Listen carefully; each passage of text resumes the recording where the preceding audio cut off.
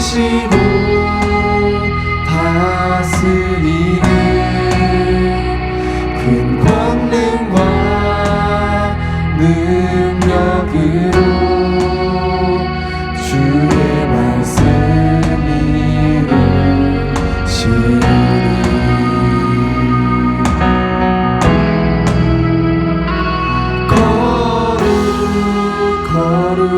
거룩하다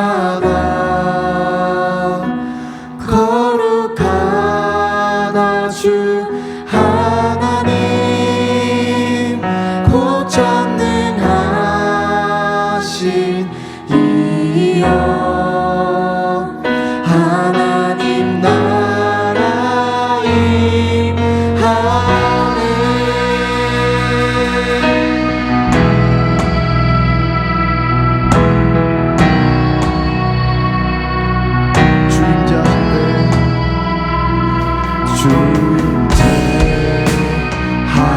주임하실 때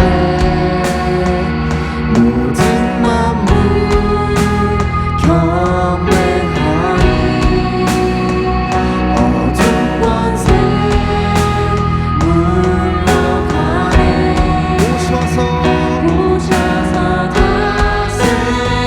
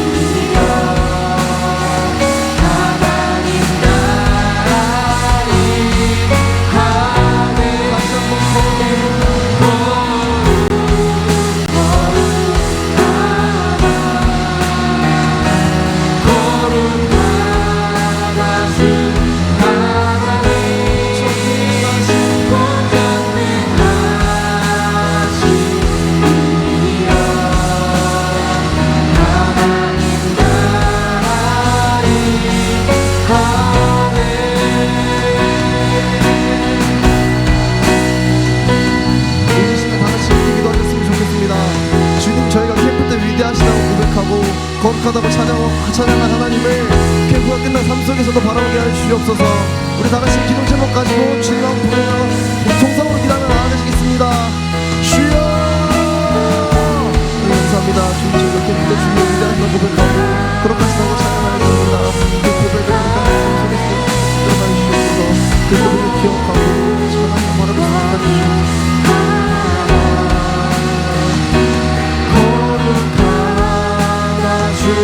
하나님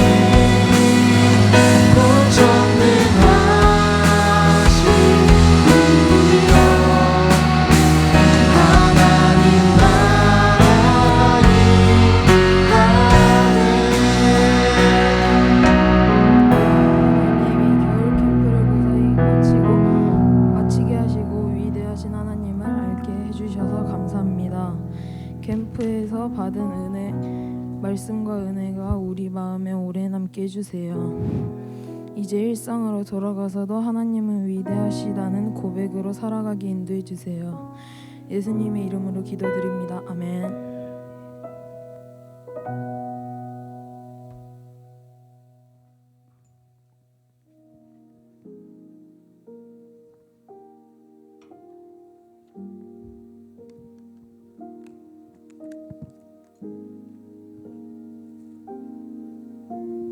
Jesus,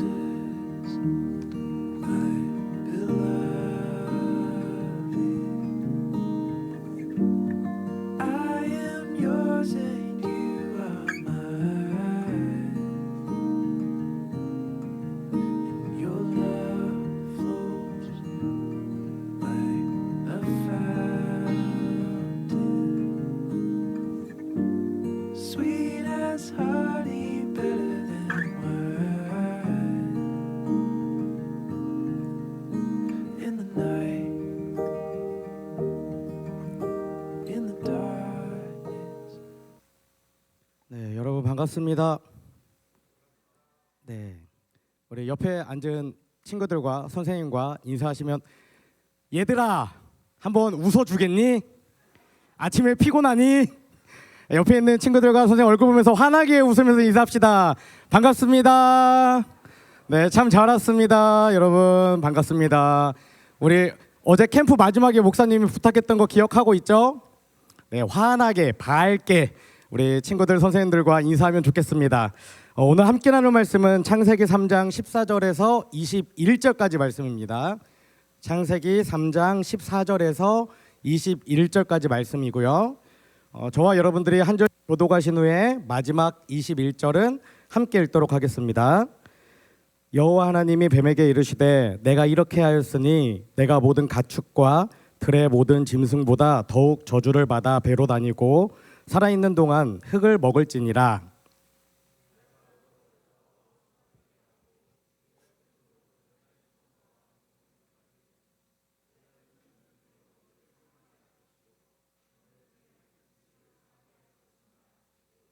또 여자에게 이르시되 내가 내게 임신하는 고통을 크게 더하리니 내가 수고하고 자식을 낳을 것이며 너는 남편을 원하고 남편은 너를 다스릴 것이니라 하시고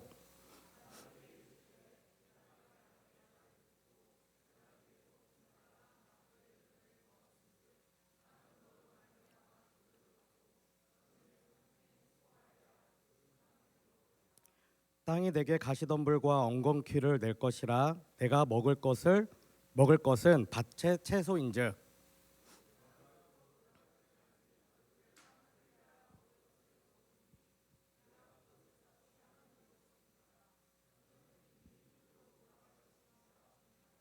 아담이 그의 아내의 이름을 하와라 불렀으니 그는 모든 산자의 어머니가 됨이더라. 함께 읽겠습니다.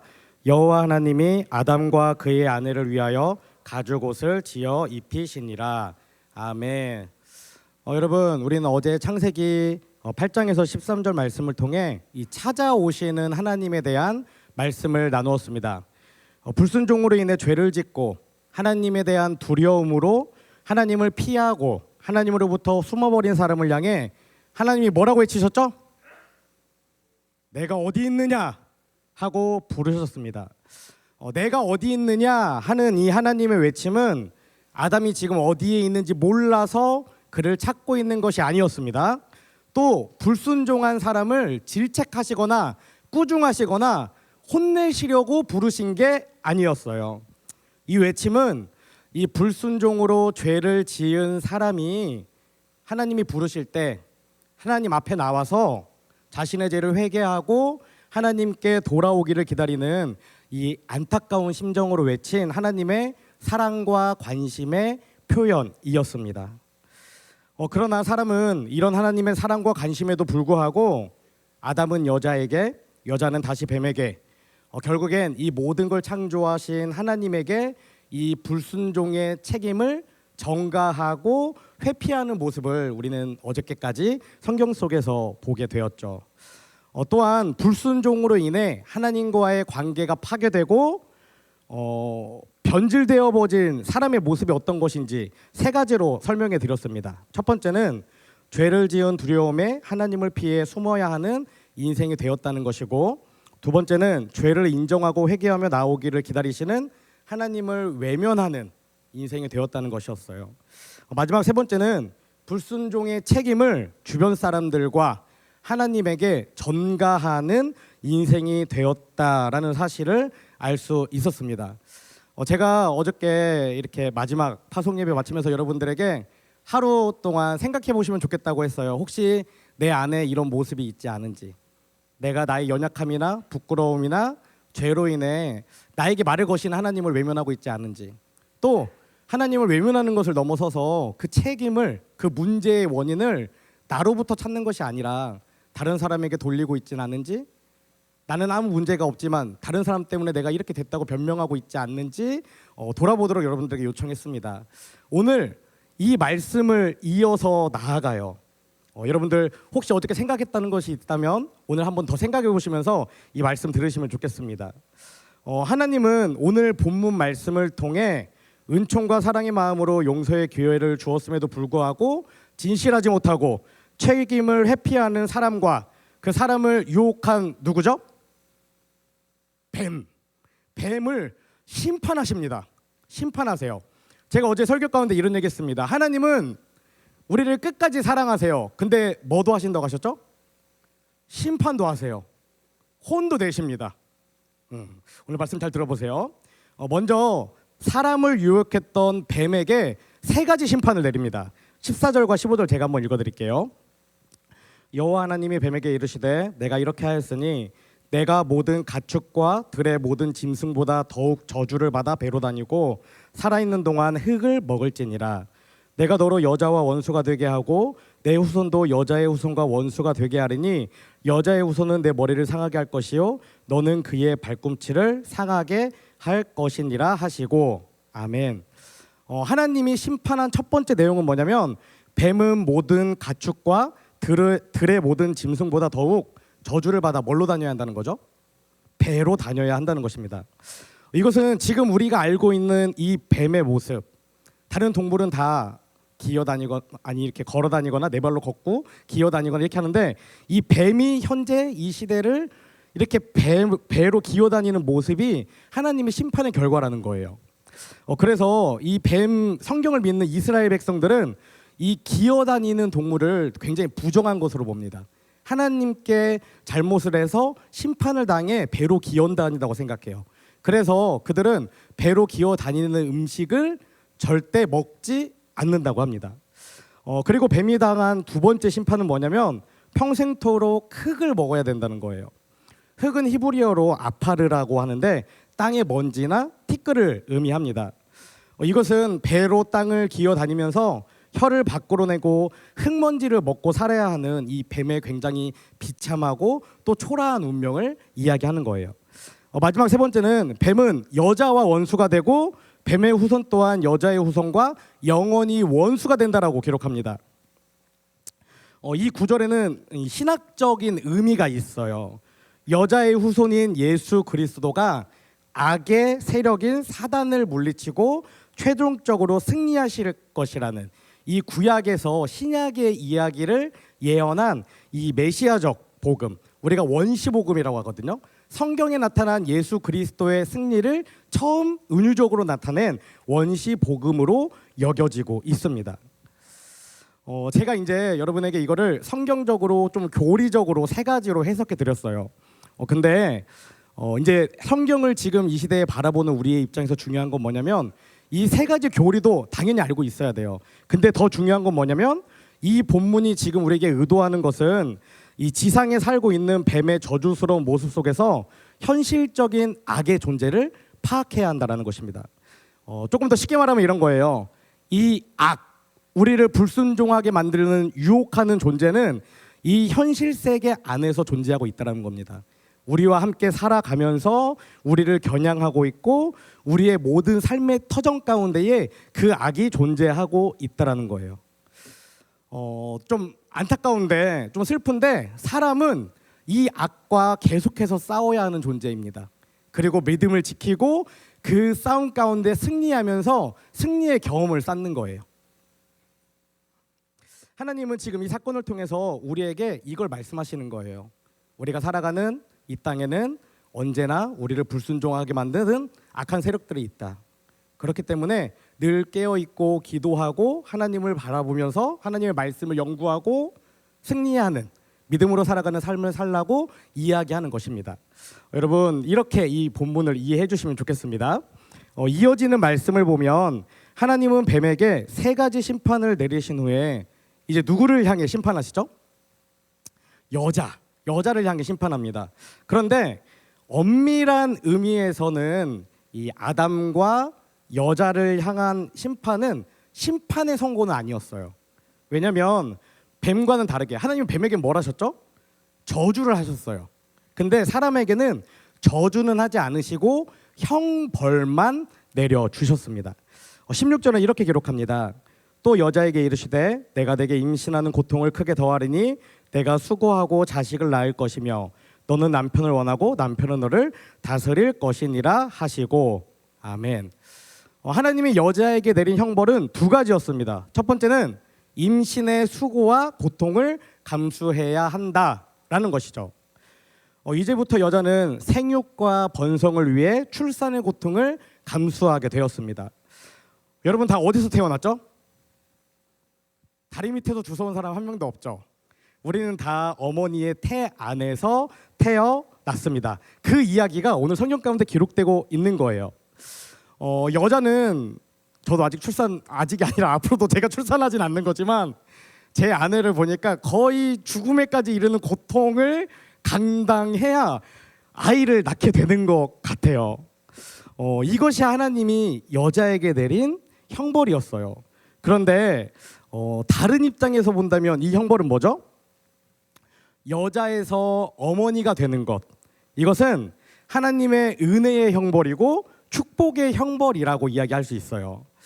비록 여자는 고통을 당하고 죽음의 문턱을 넘어들며 그 어려움과 고통 가운데 출산을 하게 되었지만 하나님이 사람에게 창세기 1장 28절에서 뭐라고 명령하셨죠?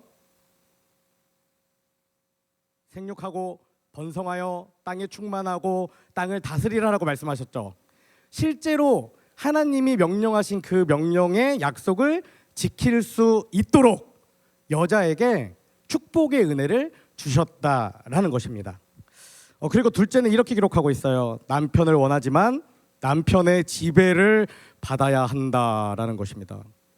제가 처음에 창세기 설교할 때 남녀의 관계는 뭐라고 그랬죠? 돕는 배필. 어떤 한쪽이 연약하거나 부족해서 누가 한쪽이 채워주는 단계가 아니라 서로가 가지고 있는 특징을 잘 보완하고 서로 사랑할 때에 더 완전하고 아름다운 하나님의 형상을 쌓아간다고 말씀드렸습니다. 근데 이 말씀에서 이것이 갑자기 깨져버렸어요. 지금 우리가 개역개정으로 안 보고 공동번역이라는 성경에 보는데 거기에는 이렇게 기록하고 있습니다. 그리고 여자에게는 이렇게 말씀하셨다. 너는 아기를 낳을 때 몹시 고생하리라. 고생하지 않고는 아기를 낳지 못하리라. 남편을 마음대로 주무르고 싶겠지만 도리어 남편의 수나귀에 들리라. 어쨌든 하나님은 이 죄의 시작, 그 처음 사과를 땄던 행위를 여자에게 두고 말씀하시는 것입니다. 여기서 중요한 게 있어요. 관계를 보는 것이 아니라 중요한 건 뭐냐면 남자가 여자가 이 돕는 관계에 아주 공정하고 사랑스러운 관계에 있었는데 이 불순종이라는 사건으로 인해 이 균형이 깨지고 결국에는 이 불평등의 관계가 실제로 성경에서 되어 버렸다는 거예요, 여러분. 근데 계속 말씀을 들어보세요. 이어지는 20절에는 아담이 여자의 이름을 지어주는 사건이 기록되어 있어요. 이 고대근동 시대에 무엇인가의 이름을 지어주는 건 뭐라고 얘기했죠? 주인이라는 얘기예요. 어떤 것에 이름을 지어준다는 것은 내가 그것의 주인이라는 의미를 갖습니다. 처음에 우리 생각해보면 목사님도 지금까지 그랬지만 하와라고 얘기하지 않았어요. 아담과 여자라고 얘기했습니다. 성경에서도 아담과 여자라고 얘기해요. 그런데 이 불순종 사건 이후에 여자에게 이름을 지어주는 사건이 기록되고 있어요. 20절 이렇게 기록합니다. 아담이 그의 아내의 이름을 하와라 불렀으니 그는 모든 산자의 어머니가 됨이더라. 아멘. 이것은 여자 역시 남자에게 철저한 지배의 대상이 되었다는 것을 이야기합니다. 그리고 그 창세기 2장 27절 23절에 이렇게 기록하죠. 아담이 이르되 이는 내 뼈 중에 뼈요 살 중에 살이라 이것을 남자에게 취하였은즉 여자라 부르리라 하니라. 다시 한번 정리하면 아담은 자신의 돕는 배필을 여자라고 불렀는데 이것은 단순하게 성별의 차이를 의미했어요. 하지만 이 본문에서 하와라는 이름을 지어주는 순간 남녀의 그 균등했던 관계가 파괴되고 이 위치가 뒤집어지게 되었다는 거죠. 여러분 어떻게 생각하세요? 이 말씀 우리가 어떻게 적용해 봐야 할까요? 아, 드디어 바뀌었구나. 우리가 알고 있는 게 진짜구나. 이렇게 생각해야 할까요? 그게 아니라는 거죠. 하나님은 이 창세기의 말씀을 통해서도 동일하게 얘기하시는 게 있어요. 그것은 뭐냐면 지금 이 본문이 여자와 남자의 어떤 기준을 정하는 그 기준이 되어서는 안 된다는 거예요. 오히려 지금의 이런 불평등의 관계가 잘못되었다. 하나님이 처음에 창조하신 질서에 맞지 않다라고 생각하고 우리 형제들은 남자들은 더 어떻게 하라는 거죠? 여자를 귀하게 존대하고 우리 누가 누구를 지금 쳐다보고 있어. 가족관계에 벗은 어려움이 있는 것 같아. 여자를 더 귀하게 존대하고 사랑하고 보살펴야 한다는 것이고 우리 자매들은 남편을 더 존중해주고 그의 뜻을 받아들여주고 성경 제가 봐도 맞는 것 같아요. 남자들은 조금 단순하고 이렇게 딱 정확한 게 있어. 이 주변을 잘 못 살펴. 그때 우리 지혜로운 자매들이 남자들을 잘 옳은 길로 갈 수 있도록 인도해주는 이런 게 중요하다는 거죠. 하나님은 이 말씀을 통해서 남자 여자 이런 성별 뭐 어떤 높낮이를 얘기하는 게 아니라 어쨌든 결국에는 하나님이 창조하신 남자와 여자는 서로를 보완하고 서로를 배려하고 사랑하며 아름다운 관계로 나아갈 때 하나님이 창조하신 뜻을 이루며 뭐라고 그랬죠? 생육하고 번성하고 다스리고 충만하라. 이 말씀을 이룰 수 있다라는 것입니다. 여러분 성경을 그래 목사님이 얘기하는 거예요. 그 지난주에 얘기했는데 성경을 잘 알아야 돼요. 성경이 의미하는 게 뭔지를 잘 이해해야 합니다. 여러분 이런 남녀의 관계에 대해서 이 말씀 잘 기억하시면 좋겠습니다. 그리고 이어지는 본문을 보면 마지막 형벌의 대상이 나와 있어요. 누구죠? 남자 아담입니다. 남자는 수동적인 입장에서 여자가 넘겨준 선악과를 먹었지만 하나님의 형벌에서는 자유로울 수 없었습니다.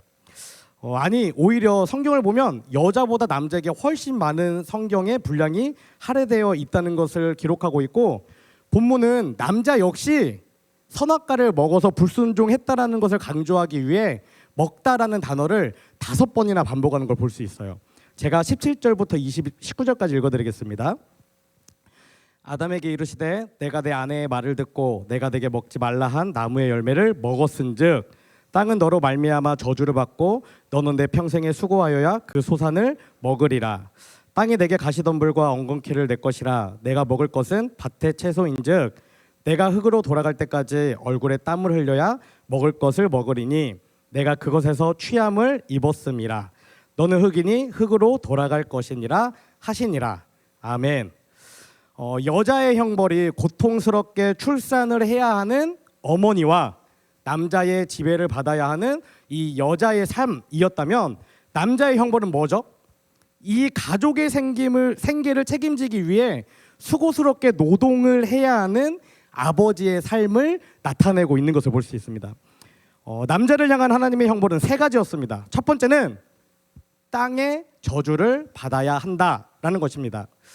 여러분 이것은 남자에게 직접적으로 주어진 것은 아니에요. 땅이라고 했기 때문에. 그렇지만 이 사람이 특별히 남자가 일을 하며 살아가야 할 그 활동 무대에 대한 이야기를 하는 것입니다. 땅은 사람의 범죄 때문에 저주를 받아 가시덤불과 엉겅퀴를 내게 되었다는 것이죠. 그리고 사람은 그 가시덤불과 엉겅퀴로 인해 쉽게 양식을 얻지 못하고 때로는 피가 나기도 하고 찢어지기도 하는 그 고통 가운데 일하며 양식을 얻게 되었다는 거예요. 이것은 사람의 타락과 범죄가 하나님이 창조하신 이 자연 세계에까지 부정적인 영향을 미치고 있고 피조 세계에도 불균형과 혼란을 일으키게 되었다는 것을 의미합니다. 하나님이 이렇게 말씀하셨죠. 처음에 창조하신 것을 보시고 심히 좋았다. 정말 처음에 창조하신 심히 좋았던 그 모습이 조금씩 변질되고 있다는 것입니다. 누구 때문에? 사람의 불순종으로 인해. 그리고 두 번째는 이렇게 기록하죠. 평생토록 땀을 흘리는 노동의 수고를 해야 한다는 것입니다. 여러분 우리 먼저 남자 선생님들 보시면서 한마디 해주세요. 힘내세요 선생님. 요즘에는 우리 여자 선생님들도 일하시기 때문에 여자 선생님들을 보시면서도 인사해 주세요. 힘내세요 선생님. 힘내세요 선생님. 네. 이 두 번째는 남자를 향한 직접적인 형벌이에요. 그러나 본문이 이 노동 자체를 죄의 결과로 간주하는 것은 아니에요. 왜냐하면 사람은 사실 이 불순종 이전에도 노동을 하는 존재였다라고 성경은 기록해요. 창세기 2장 15절은 이렇게 기록합니다. 여호와 하나님이 그 사람을 이끌어 에덴 동산에 두어 그것을 경작하며 지키게 하시고.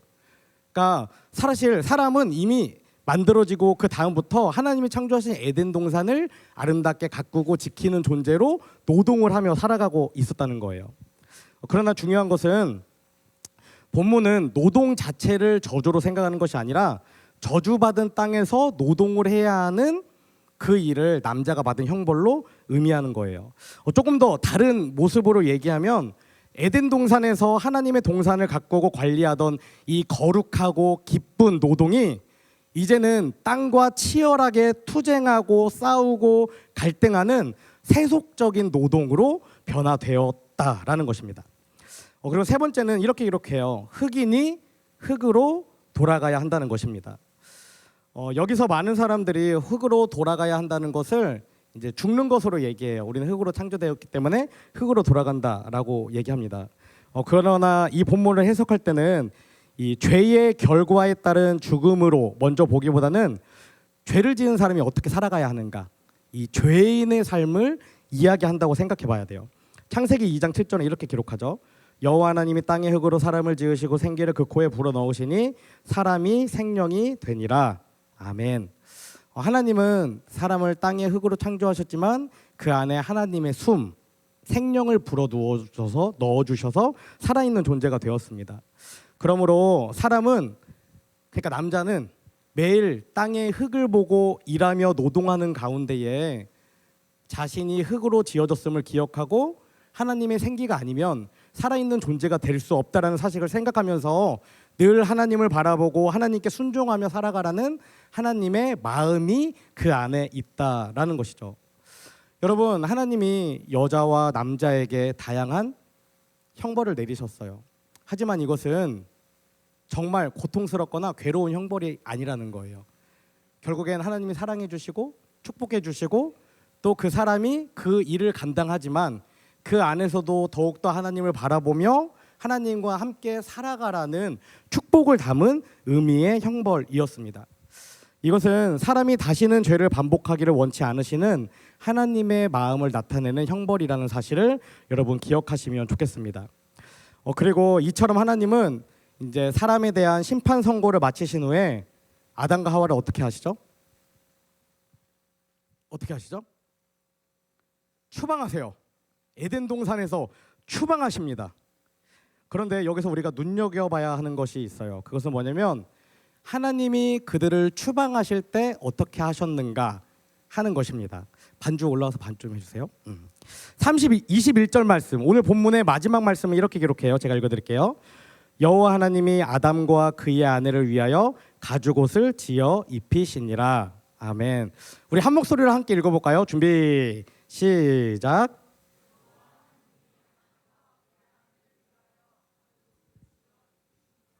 아멘. 불순종에 대한 형벌 속에서도 사람을 향한 하나님의 사랑은 계속되고 있습니다. 한편으로는 범죄한 사람을 심판하시지만 다른 한편으로는 그를 사랑하시고 긍휼을 베풀어 주시는 하나님의 모습을 볼 수 있어요. 이 본문에서 가죽옷이라는 것은 히브리어로 카트옷이라고 하는데 무릎이나 발목까지 내려오는 아주 긴 옷을 의미합니다. 하나님과 같이 되고자, 하나님처럼 되고자 사람이 선악과를 먹고 그들의 눈이 떴을 때 그들은 무엇을 보게 되었죠? 자신의 벗은 부끄러운 모습을 보게 되었습니다. 그래서 그들은 자신을 무엇으로 가렸죠? 무화과 나무 잎으로 아주 초라하게 자신을 가렸어요. 그런데 하나님은 사람을 심판하시고 하나님을 추방하시면서도 그 모습이 너무나 안타까운 거예요. 밖에 가면 가시덤불이 있고 엉겅퀴가 있는데 저 모습 저대로 내보내면 얼마나 찢어질까, 얼마나 깨질까, 얼마나 피를 많이 흘릴까 걱정하신 거예요. 그래서 하나님은 사람의 몸을 제대로 보호할 수 있게 또 자신의 모습을 그 부끄러움과 수치를 가려주시기 위해 가죽옷을 지어서 직접 입혀주셨다라고 기록합니다. 여러분, 이 가죽옷이라는 것은 이 에덴 밖의 세계, 가시덤불과 엉겅퀴가 사람을 위협하는 세계에서 아담과 하와를 보호하시고 끝까지 지키시려는 하나님의 사랑의 징표라는 거예요. 우리가 꼭 기억하면 좋겠습니다. 하나님은 죄인을 심판하시지만 동시에 은혜를 주시고 사랑을 주시는 분이에요. 이것이 바로 구약이 말하는 복음이고 구원이고 우리가 믿고 살아가는 기쁜 소식입니다. 여러분, 오늘로 이제 6번의 창세기 설교가 마무리됩니다. 제가 여러분들에게 바라고 원하는 것은 그것이에요. 우리가 매일 하나님 앞에 나아가야 합니다.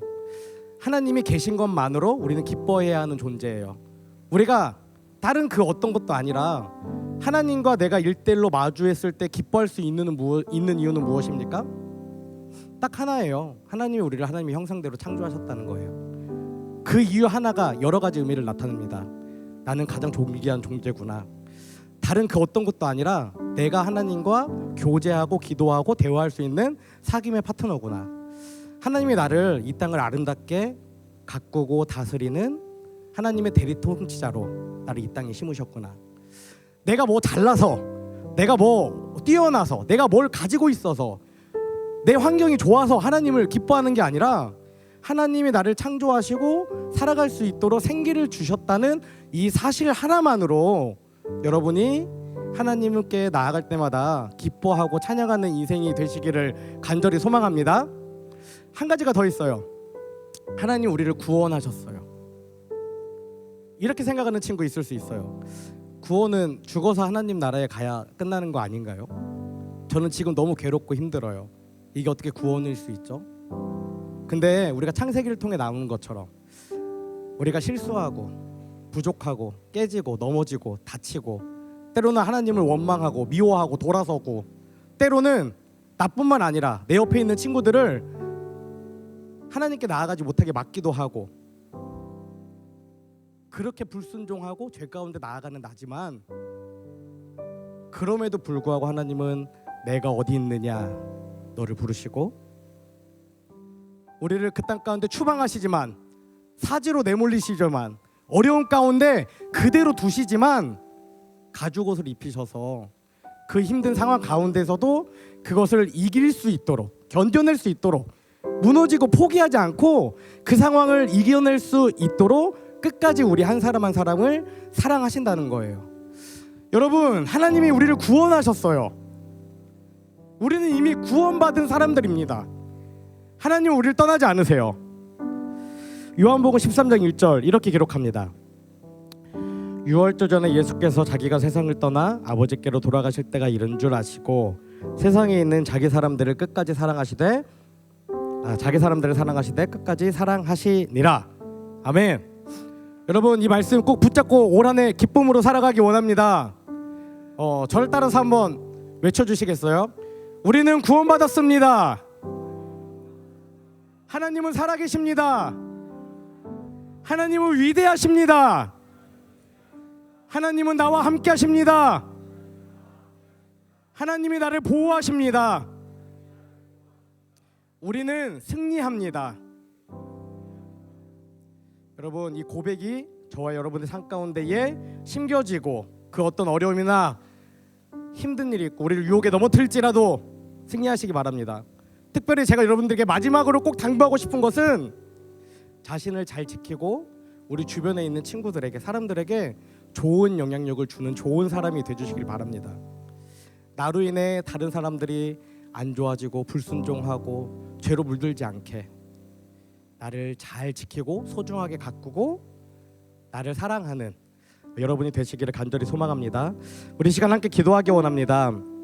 기도 제목 보여주세요. 나를 포기하지 않으시고 끝까지 사랑하시는 하나님의 형상을 회복하고 하나님의 창조 목적대로 살아감으로 하나님의 기쁨이 되게 하소서. 우리 시간 소리내서 기도하겠습니다. 주여 한번 외치신 후에 기도합시다. 주여, 살아계신 하나님 감사합니다. 오늘도 하나님의 은혜 가운데 저희들 하나님을 예배하며 나아갑니다. 하나님, 저희들 창세기와 또 시편의 말씀을 통해 우리가 왜 하나님을 기뻐해야 하는지 함께 말씀을 나누었습니다. 하나님이 우리를 하나님의 형상대로 창조하시고 생기를 부어주신 것만으로 하나님을 찬양하며 하나님께 감사하는 귀한 인생들이 될 수 있도록 아버지 함께하여 주시옵소서. 또한 끝까지 우리를 사랑하시는 하나님의 그 구원을 붙들고 나아가는 우리 한 사람 한 사람 되기 원합니다. 주님 은혜를 더하여 주시고 지혜를 더하여 주시옵소서. 하나님, 특별히 우리는 구원받은 사람임을 고백하며 나아가오니 이 땅의 어떤 어려움이나 유혹 가운데 좌절하지 않고 넘어지지 않고 쓰러지지 않고 승리하는 귀한 올 한 해가 될 수 있도록 아버지 함께하여 주시옵소서. 함께 예배하는 우리 한 사람 한 사람 하나님의 능력으로 살아가기를 원합니다. 하나님의 은혜로 살아가기를 원합니다. 살아계신 하나님 만나기를 원합니다. 하나님 은혜를 더하여 주시옵소서. 하나님 함께하여 주시옵소서. 위대하신 하나님 감사합니다. 하나님께서 너무나 사랑하시고 하나님의 형상으로 창조하시고 또 하나님의 생기를 부어 살아있는 존재로 만들어주신 저희들이 오늘도 주님 앞에 나와 주님을 찬양하며 예배하며 또 하나님을 위대하시다 선포하며 나아갑니다. 하나님, 우리가 다른 그 어떤 이유가 있어서가 아니라 하나님이 나를 지으셨다는 그 사실만으로 하나님께 나아갈 때마다 하나님을 찬양하며 기뻐하는 인생이 될 수 있도록 아버지 은혜를 더하여 주시옵소서. 또한 지금 나의 상황이 힘들고 어렵고 때로는 지옥 같을지라도 하나님이 나를 그대로 두시지 않는 사실을 깨닫기 원합니다.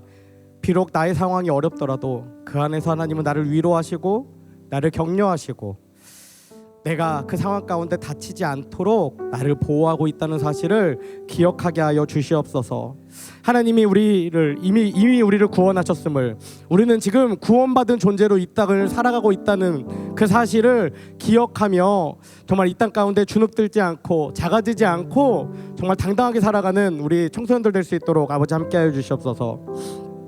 하나님, 마지막으로 간절히 기도하고 또 간구하기는 우리 한 사람 한 사람 하나님의 말씀을 바로 알고 하나님의 뜻을 바르게 이해하며 정말 이 땅 가운데에 하나님의 메신저로 하나님의 전시품으로 살아가기 원합니다. 우리 한 사람 한 사람을 통하여 우리 주변에 있는 사람들이 바르게 하나님을 알게 하시고 믿게 하시고 하나님의 기쁨이 되어 살아갈 수 있도록 아버지 은혜를 더하여 주시옵소서. 하나님, 우리가 하나님께 쓰임받기 원합니다. 세상 가운데 하나님을 드러내는 전시품이 되어 우리가 살아가는 공간 가운데에 그 장소 가운데에 하나님을 선포하고 우리를 통하여 날마다 구원받는 사람들을 더해가는 역사가 있기를 원하오니 하나님, 우리 한 사람 한 사람 늘 우리와 함께 하신 하나님 보게 하시고 알게 하시고 만나게 하셔서 정말 기쁨을 누리며 또 하나님의 기쁨이 되어 살아가는 우리 인생들 될 수 있도록 아버지 함께하여 주시옵소서. 또한 하나님, 오늘 하나님의 살아계심을 믿음으로 고백하며 드려진 예물이 있습니다. 이 예물이 사용되어지는 곳에 하나님의 살아계심이 선포되어지게 하시고 날마다 구원받는 사람들이 더해질 수 있도록 아버지 은혜를 더하여 주시옵소서. 이제는 우리를 위해 이 땅에 오신 예수 그리스도의 은혜와 독생자를 보내주신 하나님 아버지의 크신 사랑과 날마다 우리를 보호인도 승리케 하시는 성령님의 내주 교통하심이 이 시간 나를 포기하지 않으시고 끝까지 사랑하시는 하나님의 형상을 회복하고 하나님의 창조 목적대로 살아감으로 하나님의 기쁨이 되기를 결단하는 에이마이 청소년들과 교사들과 목회자들 위에 지금부터 영원까지 함께 하옵시기를 간절히 축원하옵나이다. 아멘.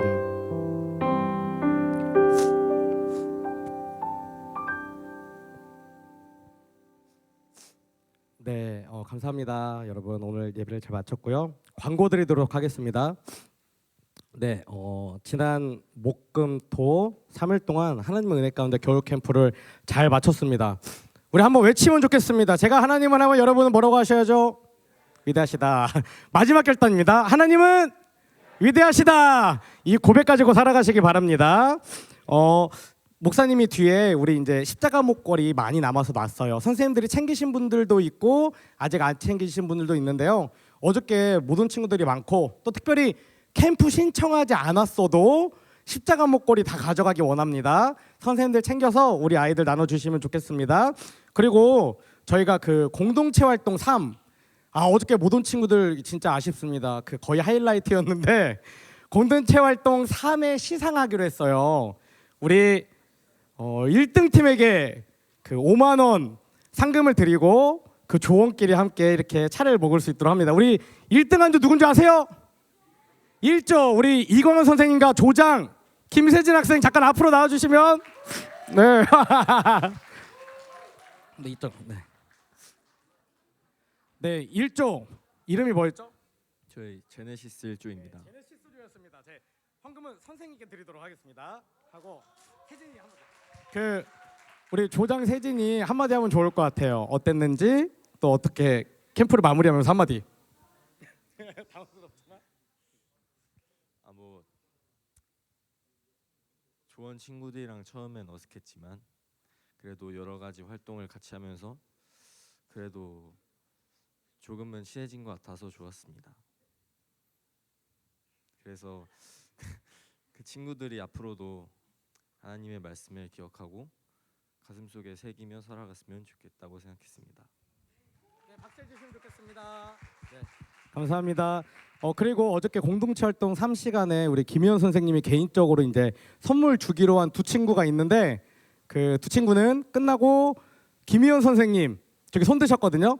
2명입니다. 이모지 게임 할 때 2명이 있는데 기억을 못했어요. 그래서 꼭 찾아가셔서 말씀해 주시기 바랍니다. 그리고 여러분 어저께 이제 모든 친구들이 있고 선생님들도 이렇게 좀 늦게 오신 분이 있어서 결단문하고 평가서 못 쓰신 분들 제가 뒤에 결단문 놨거든요. 우리 친구들은 결단문 가져가셔서 밑에 우리 3층 내려갈 건데 거기서 다 작성해서 선생님에게 제출해 주시면 좋겠습니다. 마지막 광고입니다. 오늘은 2월의 첫째 주고요. 우리가 2달에 한 번씩 생일 축하하죠. 우리 생일인 친구들이 있습니다. 이름 한번 보여주세요. 제가 이름 불러드릴게요. 여러분 그 이름 끝날 때까지 박수 한번 쳐주시면 좋겠습니다. 1월 김수혜, 남희서, 변호진, 백도연, 박원유, 암노담, 이시우, 이하영, 조주민, 차윤, 한호아. 2월 고은율, 김원유, 김하준, 박하은, 박한겸, 손수아, 이성준, 이준희, 이지민, 정예은, 최민범. 우리 생일 축하 노래까지 한번 하겠습니다. 준비 시작. 생일 축하합니다. 생일 축하합니다. 사랑하는 친구들 생일 축하합니다. 네, 감사합니다. 이것으로 광고는 마쳤고 여러분 전체 다 3층으로 내려가서 소그룹별로 앉아주시고 함께 간식 먹으면서 교제하도록 하겠습니다. 내려가겠습니다.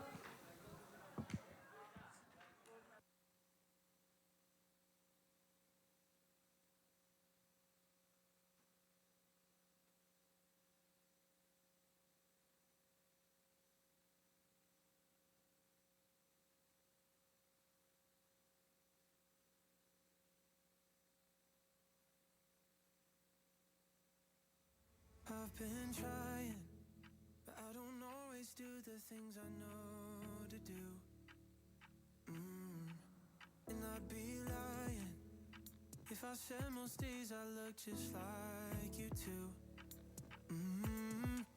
Yeah, but I hope there's something that they see in the life of love I lead.